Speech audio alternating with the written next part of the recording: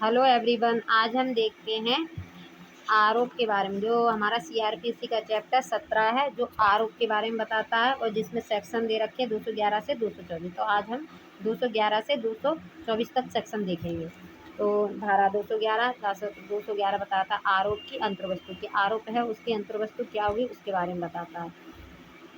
तो ये कह रहा है प्रत्येक आरोप में, तो क्या होगा प्रत्येक आरोप में, तो कह रहा है प्रत्येक आरोप में उस अपराध का कथन, जो अपराध किया उसका कथन होगा जिसका अभियुक्त पर आरोप लगाया गया है। अभियुक्त पे जिस चीज़ का आरोप लगाया गया है उस अपराध का कथन होगा। अपराध का नाम होगा, कौन सा अपराध किया, मर्डर किया है, चोरी की है, क्या किया उसका नाम होगा अगर दिया गया है। तो नाम ना हो तो अपराध का संक्षिप्त परिभाषा। तो कह रहा है अगर अपराध का नाम नहीं दिया है तो संक्षिप्त डेफिनेशन देंगे।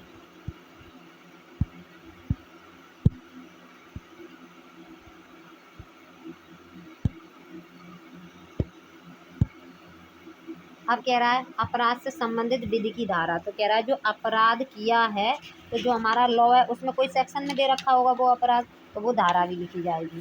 फिर बता रहा है आरोप न्यायालय की भाषा में होंगे। जो आरोप हैं वो किसकी भाषा में होंगे, तो कोर्ट लैंग्वेज में होंगे। जो कोर्ट की हमारी लैंग्वेज होती है उस लैंग्वेज में बनाया जाएगा। अगर उस व्यक्ति जिस पे आरोप लगाएगा उस पर अगर कोई पूर्व दोष सिद्धि है तो उसके बारे में भी लिखा जाएगा। तो ये बताता है हमारा सेक्शन 11। अब हम देखते हैं सेक्शन 12। तो सेक्शन 12 कहता है हमारा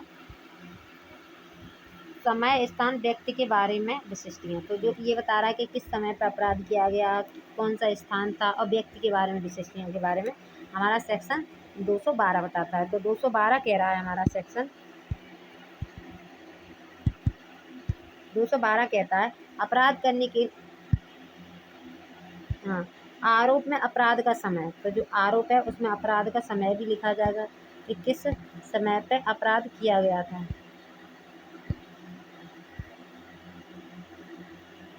किस समय पर अपराध किया गया था वो लिखा जाएगा। ठीक है। आरोप में अपराध का समय, स्थान किस स्थान पर हुआ है, तथा व्यक्ति के बारे में जिसके अपराध किया था तथा जिसके विरुद्ध हुआ है। तो जिस व्यक्ति के विरुद्ध हुआ है उसके बारे में लिखा जाएगा और जिसने अपराध किया है उसके बारे में भी लिखा जाएगा। तो ये कह रहा है सेक्शन 12 आरोप में अपराध का समय, स्थान कहाँ पे हुआ था और जिस व्यक्ति के विरुद्ध हुआ है और जिस व्यक्ति ने किया है तो उसकी जो विशिष्टियाँ लिखी हों उनके बारे में भी लिखा जाएगा, जो भी जानकारी हो। और इसका सेकंड पॉइंट कहता है धन संबंधी अपराध है तो राशि के वर्णन भी किया जाएगा। और धन संबंधी अपराध है तो वो कितने धन संबंधी अपराध का अपराध है तो उसके बारे में वर्णन किया जाएगा। ये हमारा बताता है सेक्शन 12। अब हम देखते हैं सेक्शन 13। तो हमारा सेक्शन 13 कहता है अपराध किए जाने की रीत, कि किस प्रकार से अपराध किया गया था, कौन किस तरीके से अपराध किया गया था, अपराध की रीत को बताता है हमारा सेक्शन 213।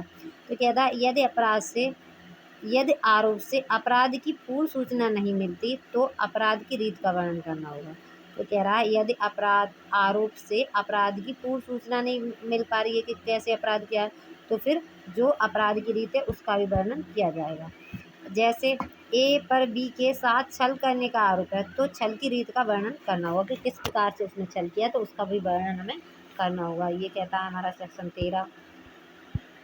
अब आते हैं हम सेक्शन 14 पे। तो सेक्शन 14 कहता है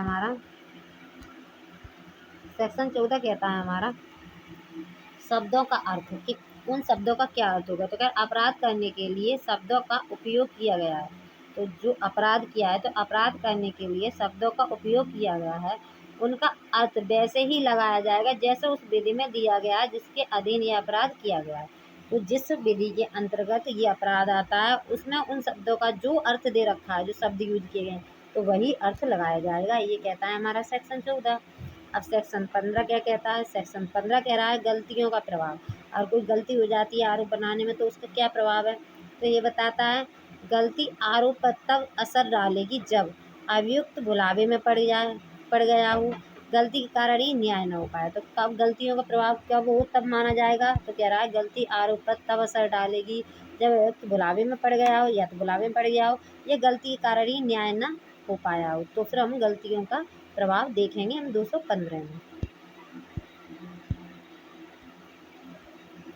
अब आते हैं हम 216। तो 216 कहता है आरोप में परिवर्तन, कि आरोप में परिवर्तन भी करना पड़ता है कभी कभी। कोई आरोप तो ये कह रहा है न्यायालय निर्णय सुनाए जाने से पूर्व कभी भी आरोप में संशोधन या परिवर्तन कर सकता है। तो ये हमारा सेक्शन 16 कहता है कि न्यायालय निर्णय सुनाने से पूर्व कभी भी आरोप में क्या कर सकता है, परिवर्तन या संशोधन कर सकता है। यह तो इसमें पॉइंट दे रखे हैं। यदि परिवर्तन अभियुक्त को सुनाया व समझाया जाएगा, जो परिवर्तन किया गया है वो अभियुक्त को क्या किया जाएगा, सुनाया भी जाएगा और समझाया भी जाएगा, जो भी संशोधन कर रहे हैं या परिवर्तन कर रहे हैं। यदि विचारण पर प्रभाव नहीं पड़ता है तो विचारण आगे चलेगा। अगर आपने संशोधन कर दिया है, परिवर्तन कर दिया है आरोप में और ट्रायल पर कोई भी प्रभाव नहीं पड़ा तो फिर ट्रायल आगे चलेगा। यदि संशोधन या परिवर्तन के लिए पूर्व मंजूरी आवश्यक है तो पूर्व मंजूरी ली जाएगी। अगर पूर्व मंजूरी आवश्यक है संशोधन के लिए तो फिर पूर्व मंजूरी ली जाएगी। ठीक है, अब आ जाते हैं हम सेक्शन 17 पे। तो सेक्शन 17 कह रहा है हमारा 217 कह रहा है, सॉरी 217 कह रहा है परिवर्तन के बाद साक्षियों को बुलाया जाना। तो ये कह रहा है अगर आपने आरोप है उसमें आपने परिवर्तन या संशोधन किया गया है तो जो साक्षी थे उन्हें क्या किया जाएगा, दोबारा बुलाया जाएगा क्योंकि आपने संशोधन कर दिया है। तो पहला पॉइंट कहता है न्यायालय यदि आवश्यक समझता है तो आरोप में परिवर्तन या संशोधन के बाद साक्षियों को पुनः बुला सकता है। तो अगर परिवर्तन या संशोधन किया है उसने आरोप में तो फिर साक्षियों को वो पुनः बुला सकता है। तो ये कहता है हमारा सेक्शन 217। अब आ जाते हैं हम सेक्शन 218 पर। तो सेक्शन 218 हमारा कहता है आरोप का संयोजन, जो आरोप है उन्हें संयोजन करना उनका। तो ये कह रहा है प्रत्येक अपराध के लिए पृथक आरोप तथा पृथक विचारण होगा। तो जो भी अपराध किया गया है तो जो अगर अलग अलग अपराध किए गए हैं तो उनके लिए अलग ट्रायल, तो कह रहा है पृथक आरोप तथा पृथक विचारण होगा। ठीक है, आरोप भी अलग होगा और ट्रायल भी अलग होगा। यदि अभियुक्त का लिखित आवेदन है तथा मजिस्ट्रेट की राय है तो अभियुक्त के विरुद्ध किन्हीं आरोप का विचारण एक साथ भी किया जा सकता है। जैसे ऊपर उसने सेक्शन में पॉइंट में कह दिया है कि आप पृथक आरोप का पृथक ट्रायल होगा। ठीक है, फिर आगे कह दिया है उसने यदि अभियुक्त का लिखित आवेदन है, अभियुक्त ने अगर लिखित आवेदन किया तथा मजिस्ट्रेट की राय में है तो, और मजिस्ट्रेट को लगता है तो क्या कर सकता है, अभियुक्त के विरुद्ध किन्हीं आरोपों का, मतलब 2-3 आरोप है उन्हें क्या कर सकता है, मर्ज करके भी उनका ट्रायल एक साथ चला सकता है। तो ये कहता है हमारा 218।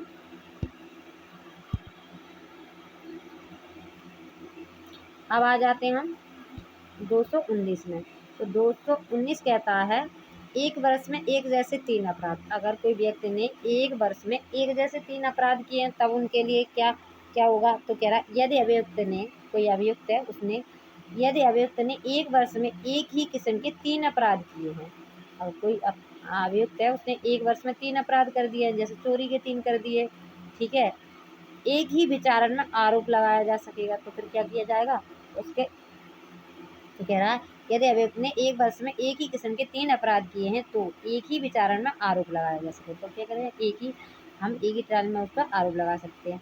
दंड की समान मात्रा से दंडनीय अपराध एक ही किस्म के अपराध होते हैं। तो एक ही किस्म के अपराध क्या होंगे, तो ये कह रहा है जो समान दंड के होते हैं वो एक ही किस्म के अपराध होते हैं। जैसे दंड की समान मात्रा से दंडनीय अपराध एक ही किस्म के होते हैं, जैसे IPC का सेक्शन 379 और वह 380। तो ये क्या है, ये सेम सेम दंड के अपराध हैं, 379 और 380। अब आ जाते हैं हम 220 पर। तो 220 क्या कह रहा है, हमारा 220 कहता है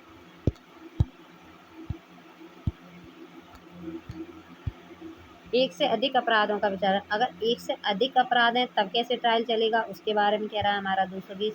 तो सेक्शन 220 कहता है यदि कोई व्यक्ति एक ही संव्यवहार में एक से अधिक कार्य करता है, मतलब एक ही संव्यवहार था उसमें कई अपराध हो जाते हैं। ठीक है, जैसे किसी के यहाँ चोरी करने गया, मारपीट भी कर दी, मर्डर भी हो गया और रेप भी कर दिया, तो क्या हुआ, एक यदि कोई व्यक्ति एक ही संव्यवहार, तो एक ही संव्यवहार था और कई अपराध हो गए तो ऐसा होता है तब। तो कह रहा है यदि कोई व्यक्ति एक ही संव्यवहार में एक से अधिक कार्य करता है तब एक ही आरोप लगाया जा सके, तब उससे क्या करेंगे, एक ही उस पर आरोप लगाएंगे।